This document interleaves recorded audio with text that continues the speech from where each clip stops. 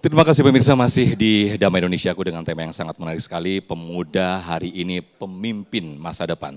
Nah, kita ketahui pemirsa, pemuda saat ini dikenal sebagai Gen Z. Nah, di antara tantangan yang kita tahu yaitu FOMO atau Fear of Missing Out. Ketakutan, ketertinggalan atau tren masa kini tanpa memikirkan positif ataupun dampak negatifnya. Nah, seperti apakah pemuda dalam menghadapi tantangan saat ini? Dijelaskan oleh guru kita Ustadz Koh Dennis Lim. Fadhil Ustadz. Baik, istilah. Alhamdulillah. Istilah tadi ditanyanya tentang gimana pemuda ngadepin tantangan. Maka justru jalan kita jadi hebat ya justru harus ada tantangannya. Nggak mungkin tidur-tiduran, anteng, adem ayem di rumah, tahu-tahu ada yang nganterin piala, selamat kamu udah jadi juara. Nah nggak mungkin ya. Pandemi kemarin masalah nggak? Masalah, kawannya ayah tapi bangkrut, sisanya dijualin semua, dari miliaran tinggal 100 juta. Terus, tapi mindsetnya bagus, udah pandemi, besoknya lockdown, PSBB, bangkrut pula. Tapi kan kita tinggal nyediain apa yang orang butuh, maka dia dorong semua uangnya jadi modal buat jualan masker, jadi pengusaha masker pertama di Bogor waktu itu, maka nggak nyampe 3 bulan 100 jutanya udah jadi 800 juta. Apa-apa. Ya, atau juga bahkan ada orang tinggalnya di gang, angkot nggak lewat depan rumah, motor nggak punya, tiap hari harus berangkat kerja. Masalah? Di tempat lain ada yang punya motor tapi nganggur. Masalah? Dipersatukanlah 2 orang bermasalah tadi dalam satu aplikasi. Ojek online. Maka kalau penemu ojek online-nya dia jadi lebih sukses untuk dunianya minimal dari orang kebanyakan, tidak wajar beresin masalah orang. Ya, lagian kalau bicaranya fakta, 10 sahabat yang dijamin surganya oleh Rasulullah itu, 7 diantaranya umurnya di bawah 30. Bahkan 5 diantaranya umurnya masih di bawah 20 coba. Umur belasan, surganya sudah dijamin Allah dan Rasulnya. Hadis sekian banyak, tapi 67%-nya diriwayatkan hanya dari 7 sahabat muda saja. 4 dari Mekah, 3 dari Madinah. Yang dari Mekah, Abu Hurairah, Aisyah radhiyallahu anha, lalu juga Ibnu Abbas, Ibnu Umar.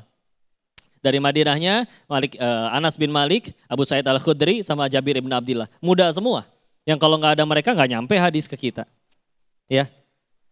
Dan para sahabat yang dulunya muda-muda akhirnya beriman, jauh lebih banyak daripada sahabat yang punten ya, yang senior. Yang terkenal paling dari yang senior cuman Abu Sufyan.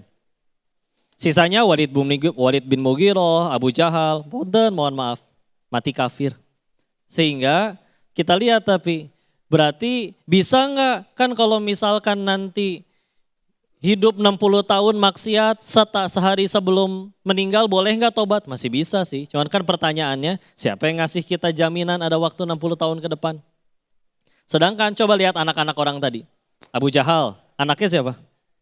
Ikrimah, malah jadi sahabat Nabi radhiyallahu anhu. Walid bin Mughirah, pentolan Quraisy. Anaknya siapa? Khalid bin Walid, malah jadi pedangnya Allah. Jadi nggak peduli masa lalu kalian kayak gimana dulunya. Tapi kalau ngejar Allahnya sesegera mungkin, Allah siapin masa depan yang terbaik buat kalian.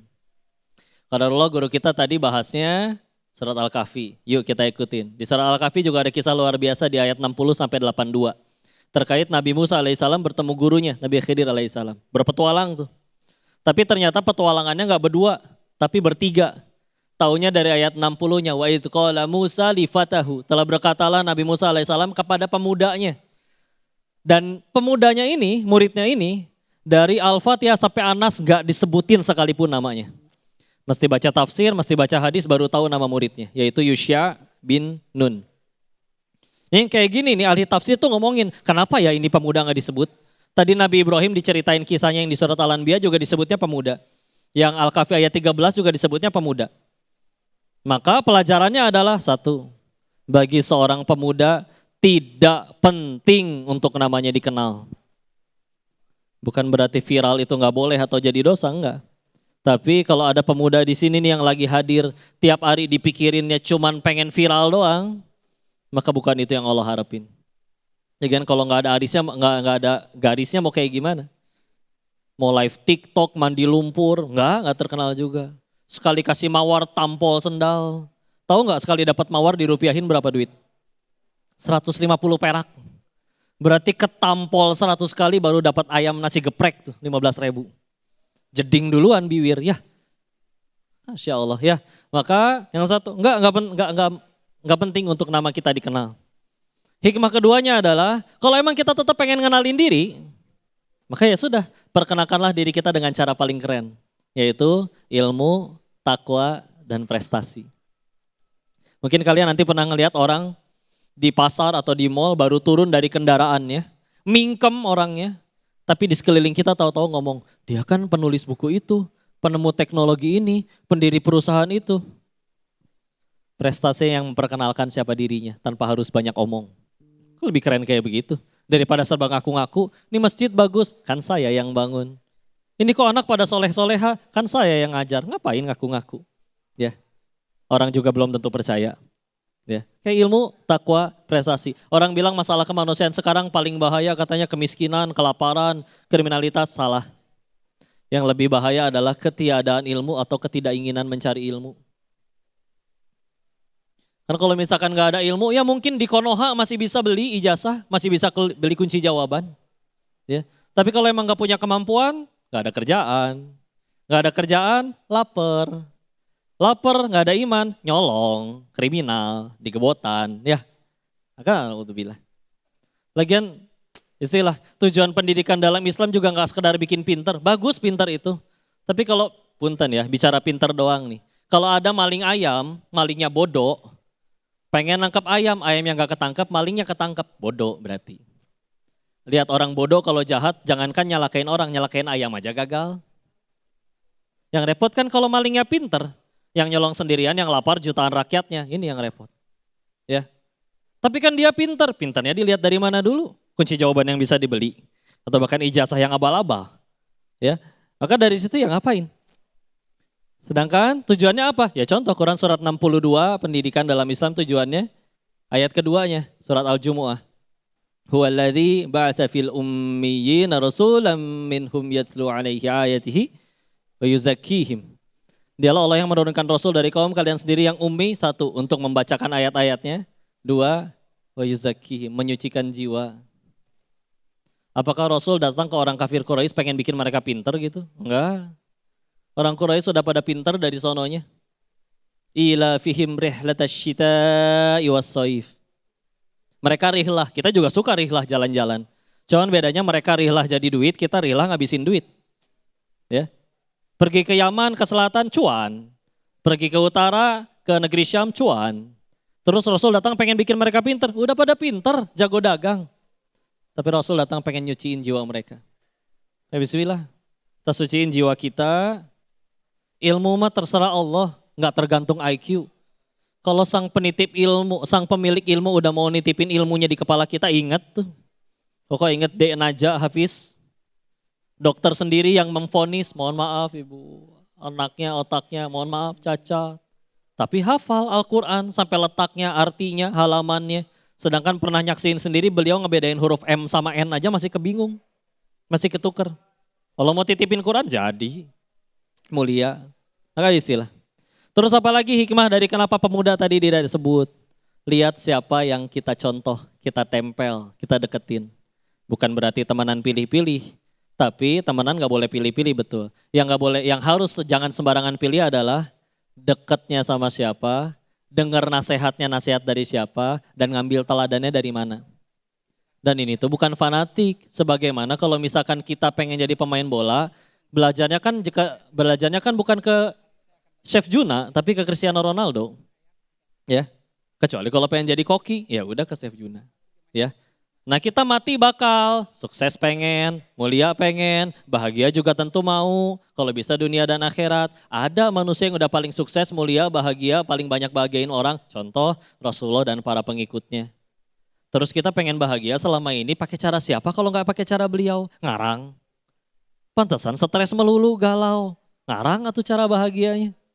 Petunjuknya udah ada, Indonesia merdeka 79 tahun. Berapa kali ganti kurikulum? Alhamdulillah Islam 14 abad gak pernah ganti kurikulum.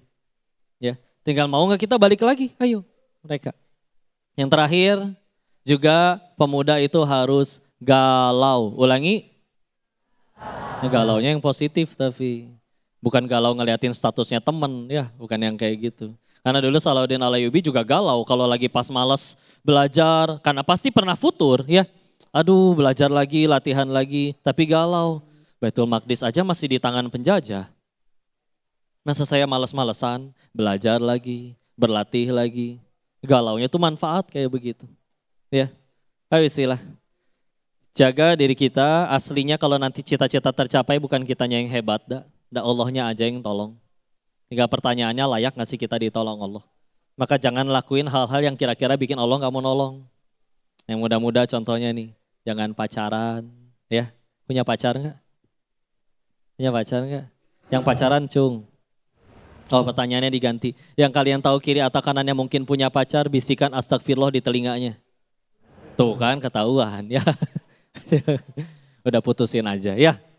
Insya Allah. Halalkan atau tinggalkan. Ya. Terus sibuk sama yang produktif.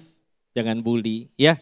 Barakallahu fikum, mudah-mudahan ada manfaatnya. Assalamualaikum warahmatullahi wabarakatuh. Waalaikumsalam warahmatullahi wabarakatuh. Amin amin ya rabbal alamin. Terima kasih kepada Muslim yang telah memberikan tausiah bagaimana pemuda dituntut untuk bisa menjawab sebuah tantangan yang luar biasa apalagi di zaman yang penuh fitnah ini.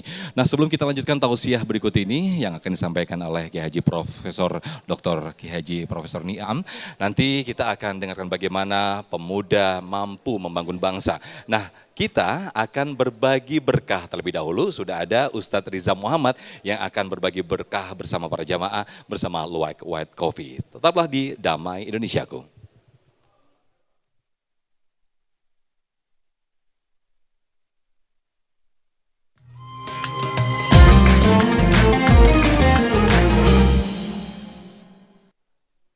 Nah pemirsa alhamdulillahirrabbilalamin, seperti biasa Damai Indonesiaku selalu hadir untuk memberikan hadiah spesial yang dipersembahkan oleh Luwak White Coffee berkah untuk jamaah. Nah dari sekian jamaah saya telah memilih satu jamaah yang beruntung untuk saya berikan pertanyaan. Dan kalau dia bisa menjawab, maka insya Allah akan dapat hadiah dari Luwak White Coffee, uang tunai senilai 1 juta rupiah dan jangan lupa dipotong pajak. Nah ini dia orangnya. Assalamualaikum Mbak. Waalaikumsalam Ustaz. Dengan siapa namanya? Dengan Afika Ustaz. Afika, Ya. baik Mbak Afika. Mbak Afika adalah orang yang beruntung di antara sekian orang loh. Masya Allah. Siap membawa uang 1 juta rupiah? Insya Allah Jangan siap, lupa Pak Ustaz. dipotong pajak. Siap. Jawabannya adalah, saya akan bacakan ayat yang tadi menjadi materi saya di awal. Siap. A'udzubillahi minasyaitonirrajim. Nahnu naqussu 'alaika naba'ahum bil haqq innahum fityatun amanu bi rabbihim wazidnahum huda. Pertanyaannya, ini adalah surat apa dan ayat keberapa dalam Al-Quran? Silakan. Bismillahirrahmanirrahim.